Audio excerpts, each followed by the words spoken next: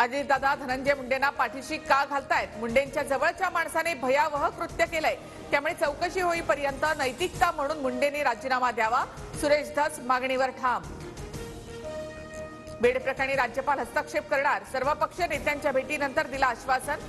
मंत्री धनंजय मुंडे यांच्या राजीनाम्याची शिष्टमंडळाकडून मागणी. वाल्मिक कराड आणि धनंजय मुंडे यांच्यामुळेच पंकजा मुंडे निवडणुकीमध्ये पडल्या. पंकजा मुंडेंना बीडमध्ये 98,000 मतदान विरोधात गेलं. TV9 मराठीवरील मुलाखतीत भाजप आमदार सुरेश धस यांचा दावा.